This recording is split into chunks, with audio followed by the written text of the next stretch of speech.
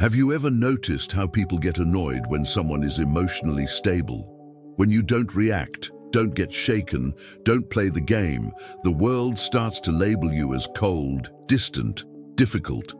But what they are actually feeling is fear. Fear of someone who can no longer be manipulated.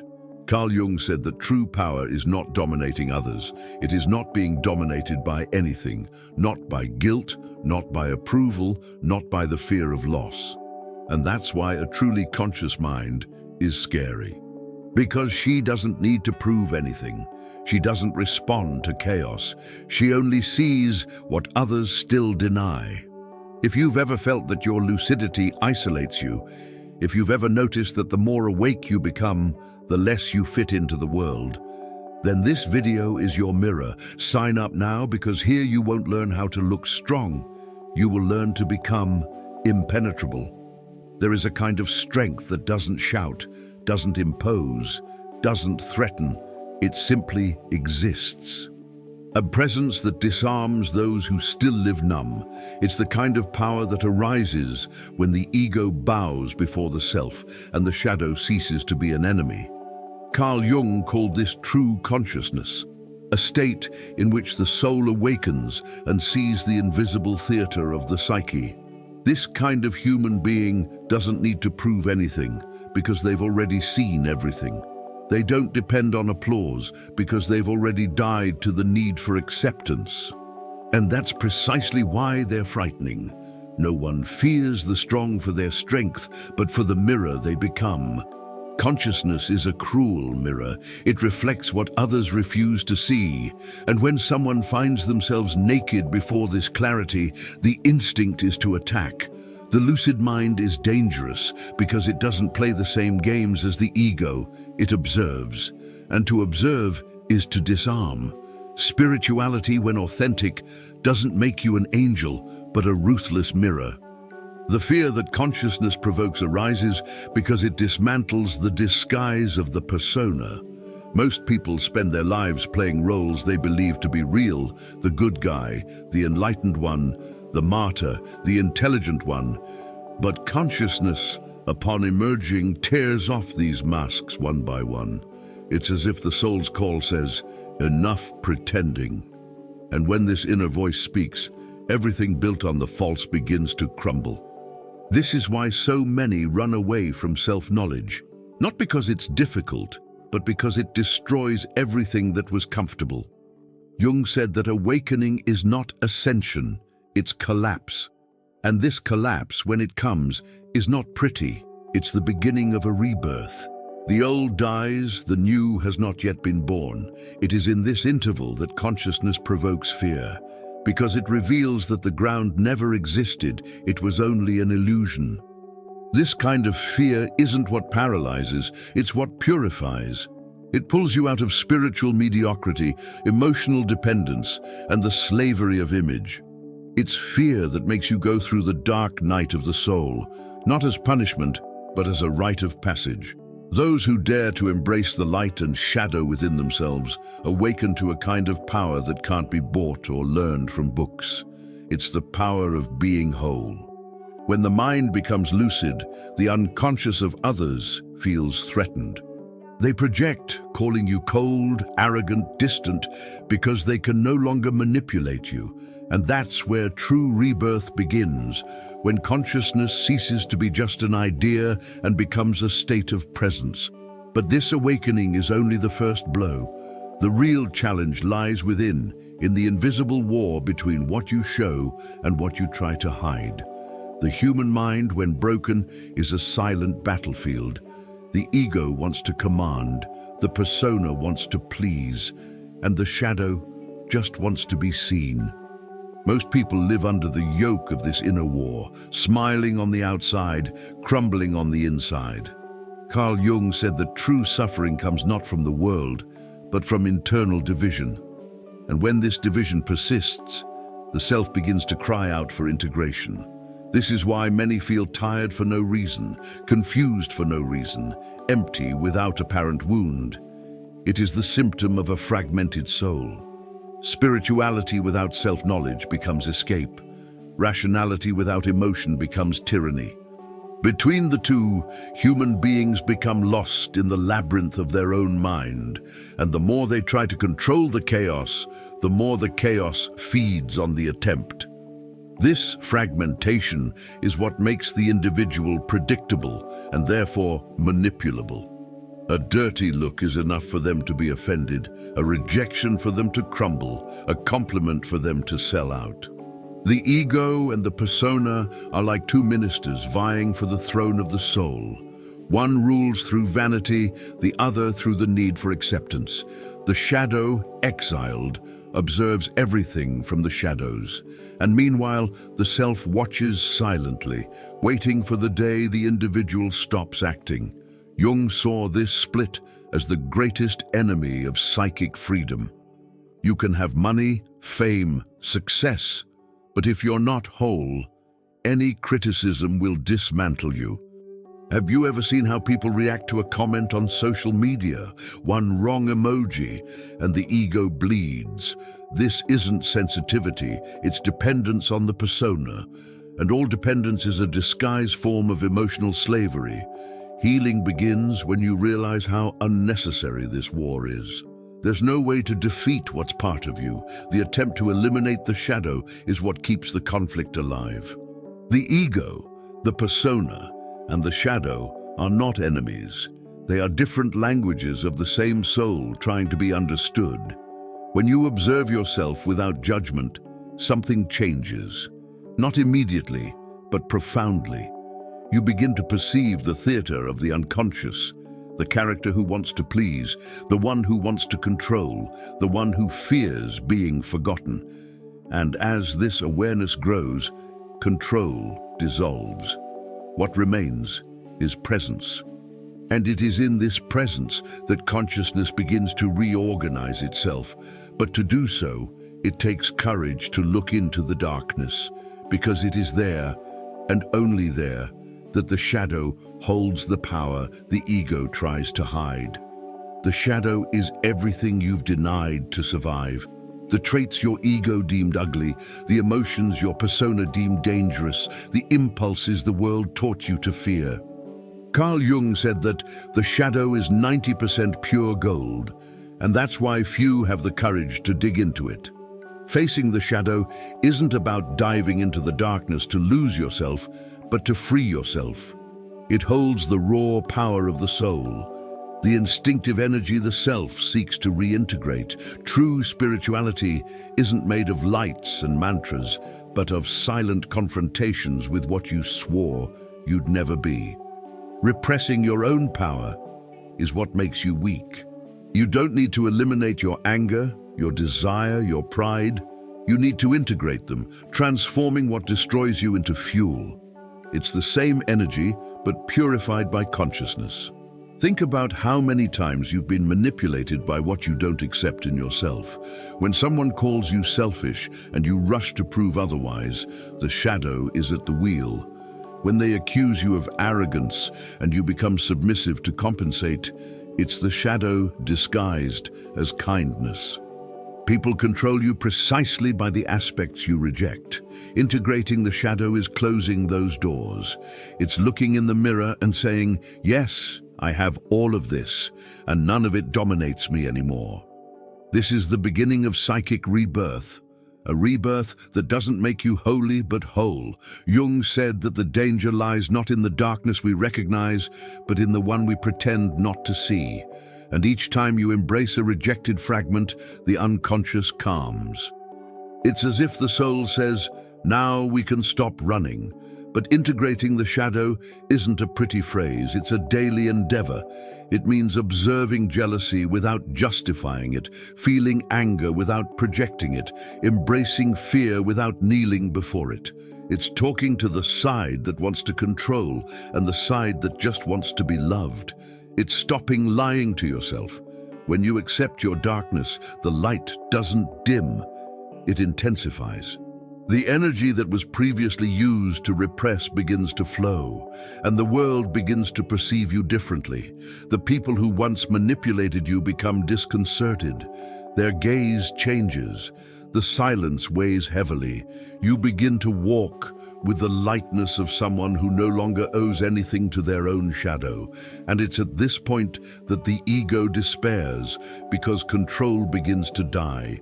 And what comes after that is something even more disconcerting: the paradox. The ordinary mind needs to choose a side to feel safe. It wants right or wrong, good or bad, spiritual or profane. But awakened consciousness knows that truth lies between the two, and that's why it liberates. Carl Jung called this sustaining the paradox, the ability to withstand the tension between opposites without collapsing. It's an act of quiet courage, remaining between light and shadow without identifying with either. The ego hates this state because it thrives on certainties. It wants everything defined, labeled, morally clean. But the self is greater than the moral. It includes what the mind rejects and reconciles what society has separated. And when you learn to inhabit this space between yes and no, a kind of freedom is born that no dogma can grant. The world tries to push you to extremes because the collective unconscious needs polarity to feel alive. Look at social media. Everyone argues, no one listens. What's at stake isn't truth, it's identity. Spirituality has become performance, and thought has become cheerleading. Those who can sustain the paradox seem dangerous because they don't allow themselves to be captured by any narrative. And that's exactly where power begins, when you understand that light contains shadow, and shadow carries light. It's the same principle as yin and yang. They're not opposing forces, but complementary. When you try to live only in the light, the shadow grows in secret. When you embrace only the dark, you lose sight of the path. Wisdom lies in allowing both to exist without having to choose. To sustain paradox is to become indomitable. It's to look at pain and say, I see you, but I'm not you. It's to acknowledge pride without needing to deny or glorify it. It's to understand that love can contain anger and that compassion sometimes requires distance. The ego can't stand this. It needs a simple story to feel safe. But the self thrives in chaos, in contradiction, in conflict that becomes alchemy. That's why people who reach this state seem calm in the midst of collapse. They don't deny chaos, they dance with it. And the more the world divides, the more they become whole. This is true spirituality, not running away from paradox, but inhabiting it until the paradox dissolves. And when that happens, the mirror forms, and in it, the other begins to see themselves. When you start to see yourself, the world changes colors. Attacks don't hurt as much, criticism loses its venom, and compliments stop being a drug. Carl Jung said that everything that irritates us in others can lead us to understanding ourselves. This is the law of projections, and understanding it is like tearing off the last mask of the ego. Most people don't see you, they project you. They see you as a screen for their own unconscious. When someone calls you cold, they may be confessing their own indifference. When someone accuses you of selfishness, they may be exposing their own emptiness. Consciousness, when it matures, stops reacting and begins to observe. This isn't passivity, it's power. Because the awakened mind knows that what comes from the other says more about them than about you.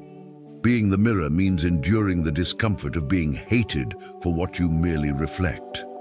People project onto you the parts of themselves they can't bear to look at, and the more whole you become, the more uncomfortable it becomes. It's the price of not carrying other people's emotional garbage. Have you ever noticed how, when you start to change, certain relationships simply dissolve? It's no coincidence. It's because you've stopped being the distorted mirror that sustained the other person's illusion. The collective unconscious thrives on mirrors that are reversed. I'll pretend I'm not this if you pretend too. But when someone awakens and breaks this unconscious pact, tension arises. That's why consciousness is frightening, because it returns the reflection. and no one wants to see their own monster staring back. The practice is simple but requires maturity. Before reacting, ask yourself, is this mine or theirs?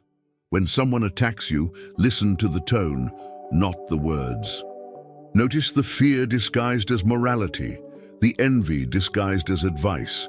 Observe without absorbing. This is what Jung called withdrawal of projections, the act of returning each emotion to its true owner. And the more you do this, the lighter your soul becomes. You cease to be a battlefield and become a clean mirror. People reveal themselves and you simply see. This is true psychological immunity, not building walls but dissolving the hooks. And when nothing else sticks, the collective unconscious tries another way. If it can't hurt you, it will try to blame you. But those who have learned to see don't defend themselves, they simply illuminate. And this reflected light is what leads others to see themselves and therefore to fear you. Every human being runs from pain until they realize that it is precisely pain that has been calling them home. Carl Jung said that there is no enlightenment without crossing the darkness, and that is what most try to avoid. People seek spirituality as anesthesia, not liberation. They want healing without confrontation, lightness without sacrifice, love without loss. But the soul does not evolve in escape, it matures in fire. Conscious pain is the portal the ego most fears to cross, because it knows that on the other side, it ceases to exist as a center.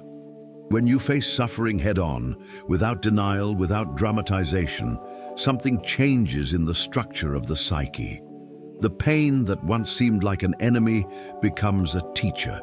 It reveals where the ego still clings, where the shadow still screams, where the self still sleeps.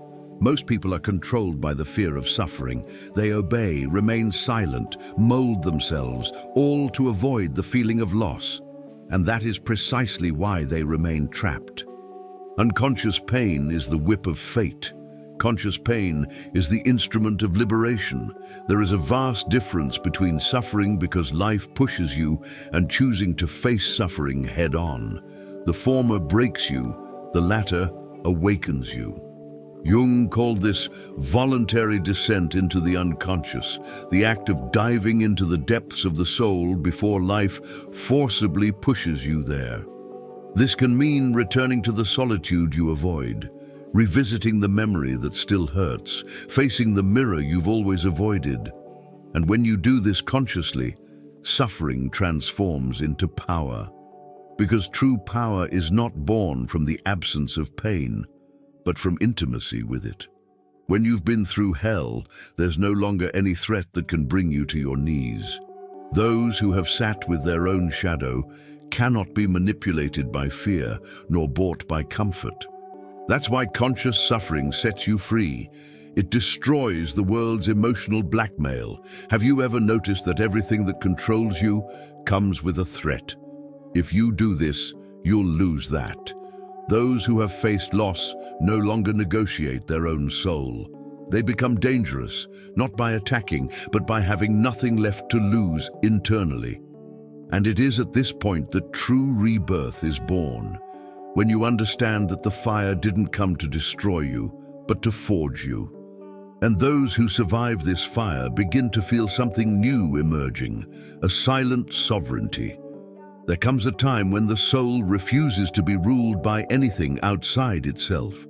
This is when you begin to realize how many voices are speaking inside your head, and how many of them aren't yours. They're your parents' opinions, society's fears, inherited beliefs, guilt that doesn't belong to you. Carl Jung called this psychic colonization, living under emotional laws that weren't consciously chosen. Spirituality, when it matures, is an act of inner disobedience. It's when the self assumes the throne and says to the ego, "Enough of ruling in the name of fear." This is true sovereignty, not the kind that rules over others, but the kind that refuses to be ruled by other people's narratives. The sovereign mind isn't rebellious out of vanity, it's free out of lucidity. It distinguishes what comes from the soul from what comes from noise. The sovereign soul has invisible but insurmountable boundaries. It knows what is its own and what is the other's. It empathizes but does not absorb. It loves but does not merge.